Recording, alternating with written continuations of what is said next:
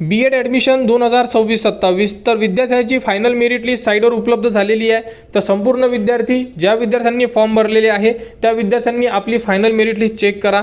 तर सर्वात प्रथम तुम्हाला साईटवर यायचं आहे। साईटवर आल्यानंतर बघू शकता अशा प्रकारे संपूर्ण माहिती दिलेली आहे। तर यामध्ये जी ब्ल्यू लिंक आहे यामध्ये आपल्याला मेरिट लिस्टचा ऑप्शन दिलेला आहे, तिथे तुम्हाला क्लिक करायचं आहे। क्लिक केल्यानंतर यामध्ये 6 फाईल दिलेल्या आहे बघा, 6 पेक्षा जास्त आहे बहुतेक। बघा यामध्ये राऊंड 1 मध्ये नॉट कन्सिडरचे विद्यार्थी दिलेले आहे, त्यानंतर OMS B.Ed वाले म्हणजे अदर महाराष्ट्र, त्यानंतर OMS वाले विद्यार्थी इथे सुद्धा आहे। हे ELCT आहे, ELCTची पण लिस्ट वेगळी देण्यात आलेली आहे ज्यांनी ELCT फॉर्म भरलेला असेल। हे EX सर्व्हिसमॅनचं ऑप्शन दिलेलं आहे यामध्ये, त्यानंतर ELCT EX सर्व्हिसमॅन, त्यानंतर इथे फायनल मेरिट लिस्ट हे B.Edची ELCT वाल्यांनी ELCT मध्ये चेक करा।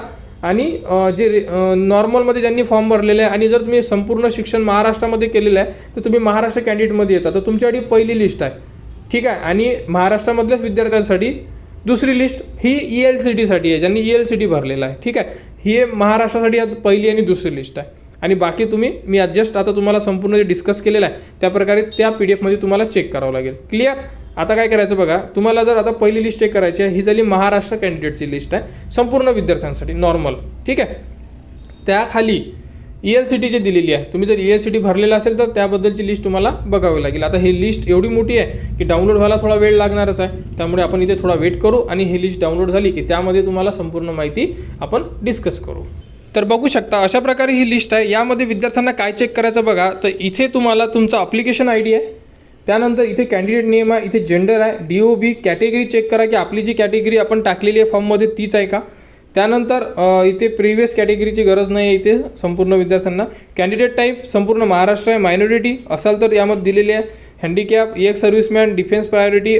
त्यानंतर बघू शकता इथे CET पर्सेंटाईल दिलेले आहे तुमचे, त्यानंतर मेरिट स्कोअर तुमचा, इलिजिबिलिटी सर्टिफिकेट म्हणजे तुमचं ग्रॅज्युएशन आहे की पोस्ट ग्रॅज्युएशन आहे, त्यानंतर तुमचे UGचे पर्सेंटेज, 12वी 10वीचे आणि रिमार्क, आणि त्यानंतर बघू शकता इलिजिबल फॉर ओपनचं इथं ऑप्शन दिलेलं आहे। आणि यामध्ये आता कन्फर्म किंवा काही त्रुटी आहे का याबद्दलची कोणती माहिती यामध्ये तर दिलेली नाही आहे, संपूर्ण विद्यार्थी कन्फर्म आहेत बघू शकता। आणि ज्यांचे फॉर्ममध्ये काही प्रॉब्लेम असेल त्यांना रिमार्क्समध्ये देण्यात आलेलं आहे बघा, अशा प्रकारे चेक करा तुम्ही।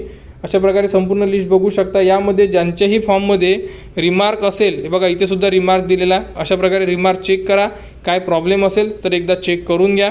तर अशा प्रकारे तुम्ही तुमची फायनल मेरिट लिस्ट चेक करू शकता, आपले नाव आहे का चेक करा।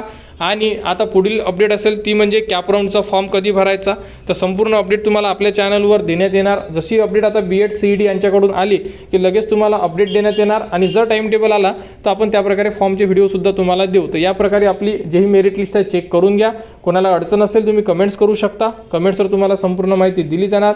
तर B.Ed ॲडमिशन 2026-27च्या अपडेटसाठी आपल्या चॅनलच्या कनेक्टमध्ये राहा, चॅनलला सबस्क्राईब करा व हा व्हिडिओ इतरांपर्यंत शेअर करा।